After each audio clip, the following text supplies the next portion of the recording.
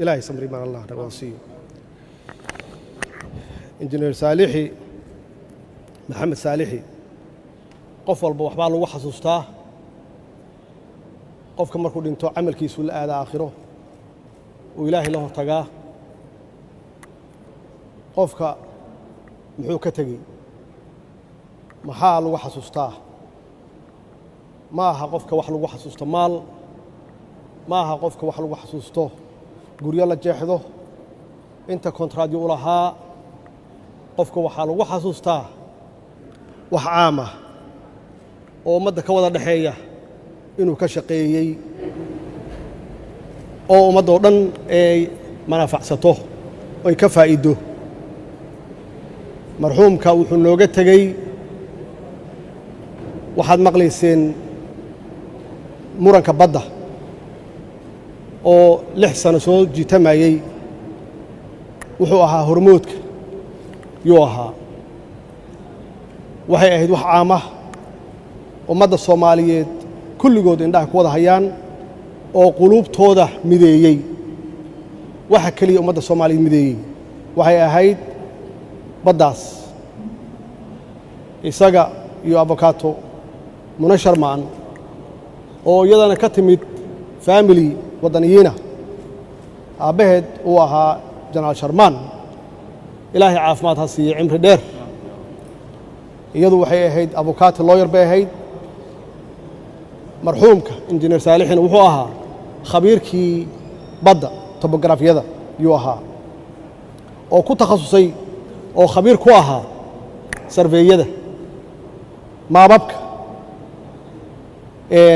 badaha iyo dhulka waxa weeye 30 sano burbur ah wax alla wixii ahaa dokumenti wixii maabab ahaa wixii heshiisyo ahaa waa naga burbureen sidoo dalka nooga burburay meel walba adduunka u tagay inuu ka soo aruuriyo wixii la isku haystay maxaa yeelay marka maxkamad la tago maxkamadda adaa iska leh kaliya kugu xukumaysaa waa inaad keento cadeymo way wanaagsanayd intuu noolaa inaan dadka barno laakiin ilaahay baa nafta haya waxaan lahayn marka maxkamadda ay soo dhamaato oo go'aankeeda la gaaro dadkii mudnaa ha lagu sharf ha la siiyo abaalmarin bilad sharaf ha la siiyo wixii ugu dambeeyay hadalkiisa laga hayo waxay ahayd ilaahayow nafta igu sin inta go'aanka baddu ay soo noqonayso maxaa yeelay wuxuu geliyay habeen iyo maalin aqoontiisii iyo waqtigiisii iyo xitaa dhaqaalihiisii ayuu geliyey sidii uu u kaabi lahaa gacan u siin lahaa looyaradii munashar baan gabadheenna iyadu naftigeeda waxaan uga faa'iidaysanay aqoonteeda ee looyarnimo waxay noo raadisay looyaradii adduunka ugu fiicnaa oo badaha yaqaanay iyo noo raadisay markii looyaradii wanaagsanaa iyadu keentay iyo isagii oo khabiir ku ahaa topografiyada markay is heleen haddee waxay Kenya gelisay oo muran badda ina dhex yaalay inay 4 jeer dib u dhigto ay wajihi weydo awoodeennii aqoon oo isagu khibradeeda lahaa iyo awoodeennii sharci yaqaannimo looyarnimo oo looyaradii ee gabadhaasi khayr allaha siiye munashar maan ee keentay waa wajihi waayeen waxay keentay in siyaasad laga dhigo oo annagii nalagu barashar gareeyo oo liyada laga soo celiyo awood dhaqaale awood siyaasadeed naloo adeegsado saaxiibo shisheeye naloo adeegsado oo nala geliyo xaalad aad iyo aad u adag waa markii ay ogaatay Kenya dacwadaanu inay tahay dacwad wadan burburtay aanan xarayn inay ay tahay dad isdiyaariyay oo yaqaana shaqada yaqaana wadaniyiina inay hogaaminayaan dacwadan waxaad lama aqoon wuu isqarin jiray wuu is ilaalin jiray nin xishood badan buu ahaa maxaa yeelay waxa weeye wuxuu ahaa kabtanka tiimka ayuu ahaa hogaaminaysa khibradda iyo aqoonta gabadhana waxay u ahayd walaashiis ka yar oo kabta isaga ilaa shalay gabadh waa ooyeys haddaan la hadlay saacad ka hor waa ka samri la'da maxaa yeelay waxay og tahay wax kasta in lagu dayay labadooda sida annaga wax walbana loogu dayey in lagu dayey laakiin marnaba aysan qaadan ama aqbalin wax ka yar baddaas soomaalaa iska leh annagaa iska leh ummadda soomaaliyeed waa dhaxal reeb mustaqbalka carruurteenna iska leh kuwaan awaaha u nahaa iska leh soomaalida dhalan doonta 200 sano yaa iska leh kadib dhalan doonta iska leh ilaahay ha u naxariisto qofka marka uu nool yahay yaa la ammaanaa oo la sheegaa laakiin dhaqankeenna wuxuu iska yahay qofka markuu dhinto in la ammaano dhowr qof oo horena anigu horaan u sheegay waana ku dallacsiiyey shaqadii wanaagsan ay ka qabteen dalka burburkiisii laakiin isaga fursad uma helin inaan ummadda baro aan u sheego ninkaan adaabta badnaa aanan muuqan inuu ahaa ee astaanta baddaas inuu ahaa hormoodka inuu ahaa aqoonteeda uu lahaa shaqadeeda inteeda badan isaguu lahaa isaga iyo gabadha Muna Sharmaan aan u duceyno ilaahay aan uga barinno inuu naxariis siiyo inuu ilaahay naxariis siiyo inuu jannadiisii siiyo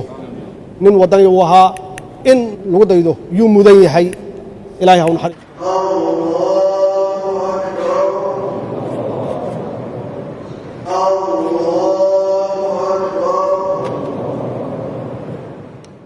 ilaahay samri maan allah nagawasiiyo injineer saalixi maxamed saalixi qof walba waxbaa lagu xasuustaa qofka markuu dhinto camalkiisu la aada aakhiro uu ilaahay la hortagaa qofka muxuu ka tegey maxaa lagu xasuustaa ma aha qofka wax lagu xasuusto maal ma aha qofka wax lagu xasuusto guryo la jeexdo inta kontraadyo u lahaa qofka waxaa lagu xasuustaa wax caam ah oo ummadda ka wada dhexeeya inuu ka shaqeeyey oo ummadoo dhan ay manafacsato ay ka faa'iido marxuumka wuxuu nooga tegey waxaad maqlayseen muranka badda oo 6 sano soo jiitamayey wuxuu ahaa hormoodka yuu ahaa waxay ahayd wax caam ah ummadda Soomaaliyeed kulligood indhaha ku wada hayaan oo quluubtooda mideeyey waxa kaliya ummadda Soomaaliyeed mideeyey waxay ahayd baddaas isaga iyo avocado Muna Sharmaan oo iyadana ka timid family wadaniyiina aabaheed uu ahaa Janaal Sharmaan ilaahay caafimaad ha siiyo cimri dheer iyadu waxay ahayd avocado lawyer bay ahayd marxuumka injineer saalixina wuxuu ahaa khabiirkii badda topografiyada yuu ahaa oo ku takhasusay oo khabiir ku ahaa sarveeyada maababka badaha iyo dhulka waxa weeye 30 sano burbur ah wax alla wixii ahaa dukumenti wixii maabab ahaa wixii heshiisyo ahaa waa naga burbureen siduu dalka nooga burburay meel walbu adduunka u tagay inuu ka soo aruuriyo wixii la isku haystay maxaa yeelay marka maxkamad la tago maxkamadda adaa iska leh kaliya kugu xukumi maysee waa inaad keento caddaymo way wanaagsanayd intuu noolaa inaan dadka barno laakiin ilaahay baa nafta haya waxaan lahayn marka maxkamadda ay soo dhammaato oo go'aankeeda la gaaro dadkii mudnaa ha lagu sharfo ha la siiyo abaalmarin bilad sharaf ha la siiyo wixii ugu dambeeyey hadalkiisa laga hayo waxay ahayd ilaahayow nafta igu sin inta go'aanka baddu ay soo noqonayso maxaa yeelay wuxuu geliyey habeen iyo maalin aqoontiisii iyo wakhtigiisii iyo xitaa dhaqaalihiisii ayuu geliyey sidii uu u kaabi lahaa gacan u siin lahaa looyaradii Muna Sharmaan gabadheenna iyadu naftigeeda waxaan uga faa'iidaysanay aqoonteeda ee looyarnimo waxay noo raadisay looyaradii adduunka ugu fiicnaa oo badaha yaqaanay iyo noo raadisay markii looyaradii wanaagsanaa iyadu keentay iyo isagii oo khabiir ku ahaa topografiyada markay is heleen haddee waxay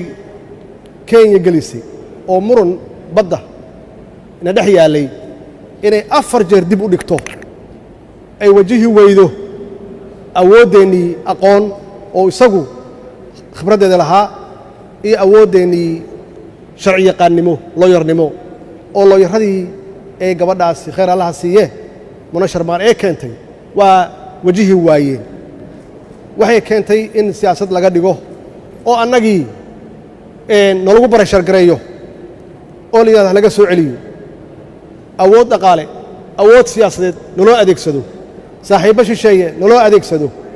oo nala geliyo xaalad aad iyo aad u adag waa markii ay ogaatay Kenya dacwadaanu inay tahay dacwad wadan burburtay aanan xarayn inay tahay ay tahay dad isdiyaariyay oo yaqaana shaqada yaqaana wadaniyiina inay hogaaminayaan dacwadan waxaad lama aqoon wuu isqarin jiray wuu is ilaalin jiray nin xishood badan buu ahaa maxaa yeelay waxa weeye wuxuu ahaa kabtanka tiimka ayuu ahaa hogaaminaysa khibradda iyo aqoonta gabadhana waxay u ahayd walaashiis ka yar oo kabta isaga ilaa shalay gabadhu waa ooyeys haddaan la hadlay saacad ka hor waa ka samri la'da maxaa yeelay waxay og tahay wax kasta in lagu dayay labadooda sida annaga wax walbana loogu dayay in lagu dayay laakiin marnaba aysan qaadan ama aqbalin wax ka yar baddaas Soomaaliya iska leh annaga iska leh ummadda Soomaaliyeed waa dhaxal reeb mustaqbalka carruurteena iska leh kuwaan awaaha u nahaa iska leh Soomaalida dhalan doonta 200 sano yaa iska leh kadib dhalan doonta iska leh ilaahay ha u naxariisto qofka marka uu nool yahay yaa la amaanaa oo la sheegaa laakiin dhaqankeena wuxuu iska yahay qofka markuu dhinto in la amaano dhowr qof oo horena anigu horaan u sheegay waana ku dalacsiyay shaqadii wanaagsan ay ka qabtay dalka burburkiisii laakiin isaga fursad uma helin inaan ummadda baro aan u sheego ninkaan adaabta badnaa aanan muuqan inuu ahaa astaanta baddaas inuu ahaa hormoodka inuu ahaa aqoonteeda uu lahaa shaqadeeda inteeda badan isagu lahaa isaga iyo gabadha Muna Sharmaan aanu duceyno ilaahay aan uga barino inuu naxariisiyo inuu ilaahay naxariisiyo inuu jannadiisa siiyo nin wadani uu ahaa in lagu daydo yuu mudan yahay ilaahay ha u naxariisto